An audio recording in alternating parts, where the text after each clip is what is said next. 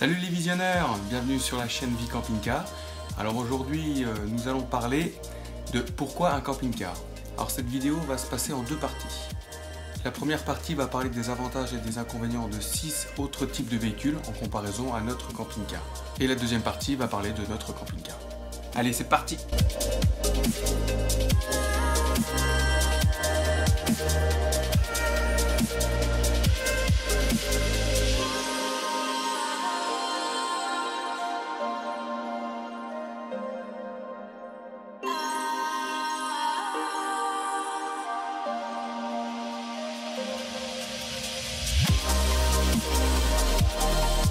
Alors premièrement, la caravane. L'avantage de la caravane, c'est que c'est pas trop cher, on n'a pas besoin d'avoir un gros budget pour avoir une caravane en bon état, fonctionnelle et bien entretenue. Une caravane perd aussi moins vite sa valeur. Il n'y a pas d'assurance, il y a juste une carte grise qui est souvent pas très chère. Lorsque l'on a une caravane, on peut se permettre d'avoir une voiture confortable et ça c'est agréable quand on fait beaucoup de kilomètres parce que ça reste toujours plus agréable à conduire une voiture en comparaison à une camionnette, un utilitaire ou même un camping-car. On a le confort des sièges, le confort des amortisseurs. Autre avantage aussi quand on a une caravane, lorsqu'on a une voiture devant, on peut rouler à 5 personnes. Les inconvénients de la caravane. Alors, premier inconvénient pour moi, c'est que c'est difficile à manœuvrer, c'est difficile de conduire. Moi j'ai déjà eu le cas lorsqu'on est dans une voie sans issue pour faire demi-tour et qu'il faut décrocher la caravane, c'est pas toujours évident. La gestion du courant aussi en 12 volts est plus compliquée parce que ça se recharge pas automatiquement avec la voiture, il faut faire une installation plus spécifique pour la caravane, alors je trouve que c'est moins évident le 12 volts parce que c'est quand même étudié pour être dans un camping en 220 volts. L'inconvénient de la caravane aussi, c'est que lorsqu'il pleut par exemple, ou même lorsque c'est le soir et qu'on doit faire un petit voyage, on ne peut pas passer de devant à derrière. Il faut obligatoirement sortir du véhicule, être habillé pour rentrer derrière et inversement. Si on veut après le petit déjeuner rester un petit peu en robe de chambre et prendre le volant, avec une caravane c'est quand même plus délicat lorsqu'il y a du monde et quand il faut sortir, quand il fait froid ou quand il fait chaud, c'est pas toujours agréable. Le stationnement en ville aussi. Le stationnement est un gros problème en caravane parce que quand il faut se stationner en ville, on peut pas prendre une place, un créneau, même un créneau assez large qui fait 7 mètres, on peut pas rentrer avec la caravane aussi facilement qu'avec un autre véhicule par exemple. Pour moi, le gros inconvénient aussi de la caravane, c'est l'image qu'on en a. Malheureusement, l'image en France des caravanes fait toujours penser aux gitans, aux tziganes et j'ai pas envie de me battre contre les préjugés. Je pense que ces gens-là font peur et ça rassure pas quand on voit une caravane arriver dans une ville ou un village. Les gens aujourd'hui ont peur. C'est comme ça, c'est un fait et je pense que c'est un gros inconvénient de la caravane. Partie 2. Le camion aménagé style Tuffer. Alors l'avantage d'un camion de Tuffer, premièrement c'est original, c'est sympa, on peut le personnaliser, ça je trouve ça cool. Les fourgons de Tuffer sont souvent spacieux et aménagés sur mesure et ça c'est un point positif en fonction des animaux ou en fonction de ce qu'on a. On peut l'aménager vraiment au poil comme on en a envie.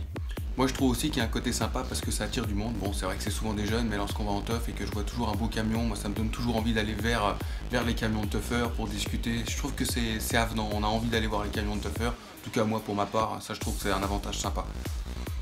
L'avantage aussi c'est que c'est pas très cher, on peut trouver des petits camions de Tuffer sympas parce que c'est souvent aussi des vieux modèles, alors on peut trouver un vieux modèle sympa, joli, sans que ce soit forcément un modèle haut de gamme pour pas très cher.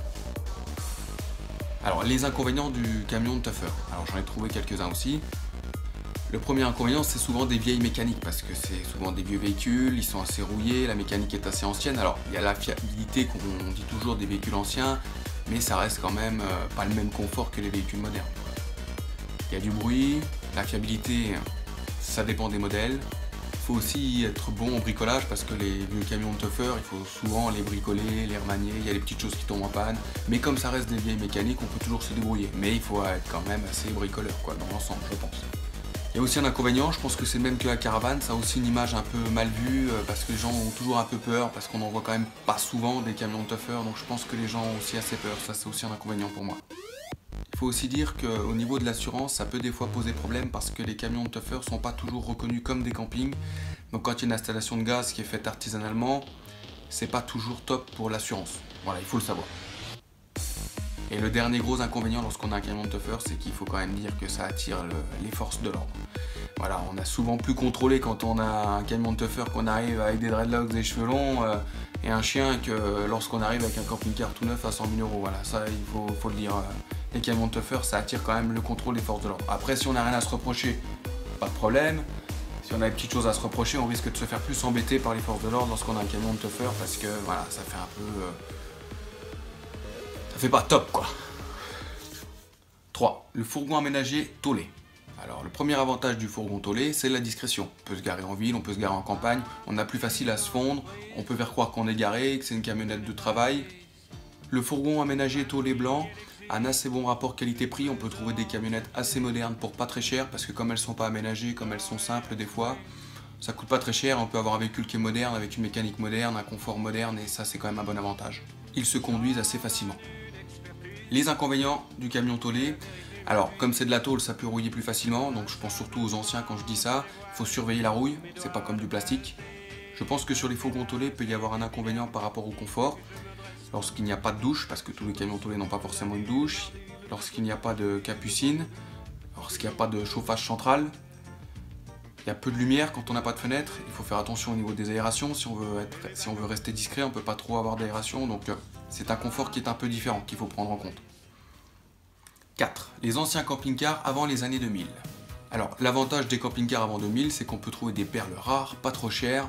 Quand on cherche bien, il y a vraiment des trucs sympas. On a moins peur d'user un camping-car avant 2000 parce qu'il a déjà perdu grandement sa valeur. Donc après, si on fait plus ou moins de kilomètres du moment qu'il est entretenu, ça perd peu de valeur, un vieux camping-car. Les anciens camping-cars sont agréables à vivre, on peut passer de devant à derrière sans forcément sortir du véhicule. Ça reste un aménagement qui avait été conçu par des professionnels à l'époque, donc qui est dans les règles, qui est dans les normes. Après, c'est vrai qu'on n'a pas forcément la déco moderne, mais je pense qu'ils sont quand même agréables à vivre et ça, c'est un avantage. Alors, les inconvénients d'un vieux camping-car, c'est assez subtil, c'est que je pense que pareil, ça peut faire peur parce que ça peut donner l'image de quelqu'un de pauvre et les gens sont assez méfiants quand ils voient des vieux véhicules aujourd'hui parce que c'est quand même de plus en plus rare, que ce soit dans les voitures ou les utilitaires, les véhicules sont de plus en plus modernes. Alors quand on voit un vieux véhicule, on a tendance à penser que c'est quelqu'un qui n'a pas d'argent, ça fait peur, est-ce qu'il va nous voler, pourquoi il a un vieux véhicule, c'est bizarre. Voilà, je trouve qu'il y a un aspect négatif là-dedans. Le problème aussi, lorsqu'on a un vieux camping-car et qu'on veut se mélanger au camping-car plus récent, il y a des gens, lorsqu'ils ont des beaux camping-cars ou des camping-cars qui valent de l'argent, ils ont peur que parce qu'on a un vieux camping-car, on va être jaloux d'eux et du coup ça les met mal à l'aise. Vous voyez ce que je veux dire? Lorsque les gens ont de l'argent, ils ont peur que les autres vont les envier, vont être jaloux. Alors ils sont pas trop avenants les gens. Alors qu'au fond ils doivent être super sympas, mais ça crée une différence lorsqu'on a un vieux camping-car comparé aux gens qui ont des nouveaux camping-cars. Après ça peut être un choix, mais je pense qu'il y a encore un effort à faire, en tout cas en France, là-dessus.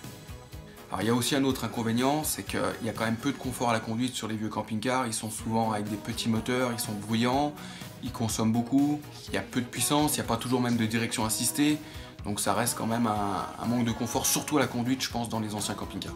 Le dernier inconvénient aussi, c'est pour trouver les pièces détachées, que ce soit mécanique, des fois c'est pas évident, et aussi dans la partie cellule, parce que bon, quand ça fait longtemps que ça se fabrique plus, on a des fois des difficultés à trouver des pièces. Voilà pour les anciens camping-cars.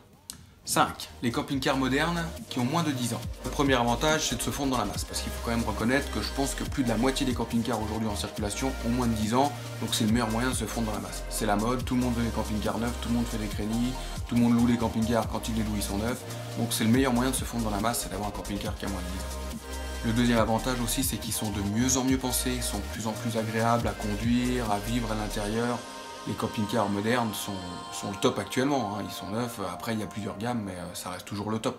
Voilà, et le plus gros inconvénient, mais ça je pense que vous le savez aussi, c'est le prix. Le prix d'achat, le prix d'entretien, le prix de revente, enfin tout quoi, le prix quoi. C'est le seul gros inconvénient des camping-cars de moins de 10 ans quoi finalement. 6e, le van. Alors l'avantage c'est que c'est mignon, ça a une bonne image, c'est fun, c'est cool. Le van, c'est économique à l'usage. Au niveau du péage, c'est moins cher. Au niveau des consommations, au niveau des pièces détachées, des consommables, vu que c'est plus compact, tout est un petit peu moins cher en comparaison aux autres qu'on a vu avant. Et puis le gros avantage, c'est surtout que c'est multifonction. Lorsqu'on a un van, voilà, on peut aussi s'en servir pour déménager le copain. Voilà, après, on peut faire plein de choses avec un van. Tout le monde peut faire un peu ce qu'il veut. C'est multifonction. Ça, c'est l'avantage que j'aime le plus. Et les inconvénients, alors c'est qu'il y a beaucoup de manutention. Quand on veut prendre une douche, il faut remixer, plier, mettre en place le lit, tout ça, ça fait beaucoup de manutention. Et on peut aussi emmener peu de bagages. Lorsqu'on va vivre comme moi dans un camping-car, dans un van, on peut quand même pas emmener beaucoup de bagages.